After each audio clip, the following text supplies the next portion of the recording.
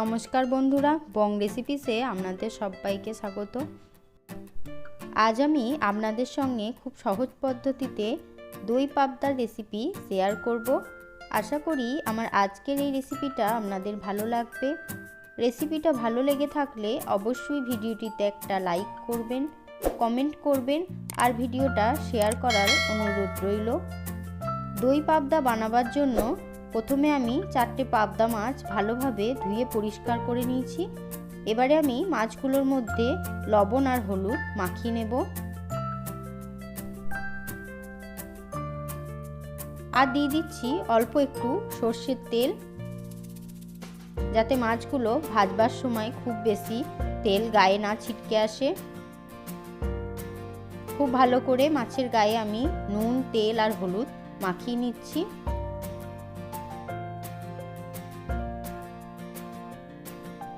এবারে মাছগুলোকে আমি ভেজে নেব। তার জন্য কড়াতে দিয়ে দিচ্ছি পরিমাণ মতো সর্ষের তেল।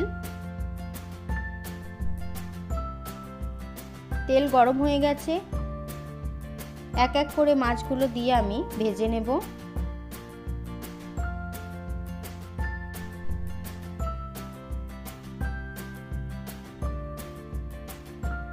একদিক ভাজা হয়ে গেছে, আমি অন্য দিক উল্টে দিচ্ছি।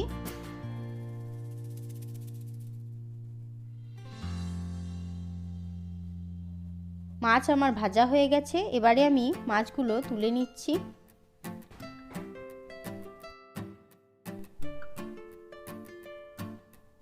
বাকি মাছ দুটো আমি ভেজে নেব। একদিক ভাজা হয়ে গেছে, অন্যদিক উল্টে দিলাম। মাছ ভাজা হয়ে গেছে, এবারে আমি মাছ দুটো তুলে নিচ্ছি। তেলটা একটু কমিয়ে দিয়েছি। এবার এই পরিমাণ মতো তেল দিয়ে এর মধ্যে দিয়ে দিলাম গোটা জিরে আর গোটা গরম মশলা। ফোড়নটা একটু ভাজা হয়ে গেলে এর মধ্যে দিয়ে দিচ্ছি একটা মিডিয়াম সাইজের পেঁয়াজের পেস্ট।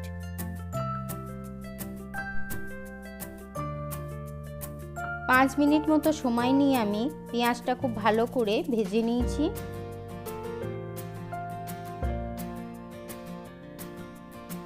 এবারে এর মধ্যে দিয়ে দিলাম 1 চামচ আদা রসুন বাটা। এক এক করে মশলাগুলো দিয়ে দিচ্ছি। প্রথমে দিয়ে দিলাম পরিমাণ মতো জিরে গুঁড়ো, দিয়ে দিলাম অল্প একটু ধনে গুঁড়ো, কাশ্মীরি লঙ্কার গুঁড়ো, দিয়ে দিচ্ছি পরিমাণ মতো হলুদ আর দিয়ে দিচ্ছি স্বাদ মতো লবণ। সব মশলা খুব ভালো করে নাড়াচাড়া করে মিশিয়ে নিচ্ছি। মশলাটা খুব ভালো করে কষিয়ে নেওয়া হয়ে গেছে। এবারে আমি দিয়ে দিচ্ছি টক দই। দইটা খুব ভালো করে মশলার সাথে মিশিয়ে নিলাম।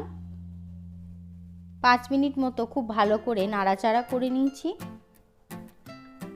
এবারে দিয়ে দিচ্ছি অল্প করে একটু জল, দুটো চেরা কাঁচা লঙ্কা দিয়ে দিলাম।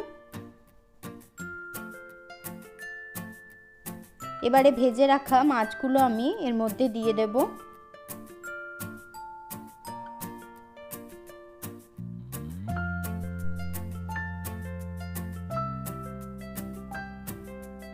ফ্লেমটা একদম মিডিয়ামে রেখে আমি গ্রেভিটাকে বেশ কিছুক্ষণ ফুটতে দিচ্ছি।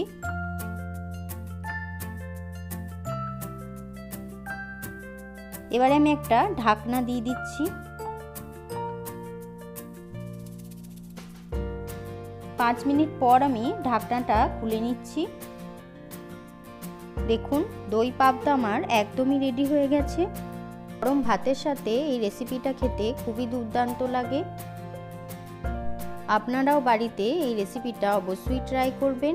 সকলে ভালো থাকবেন, সুস্থ থাকবেন। ভিডিওটা দেখার জন্য ধন্যবাদ।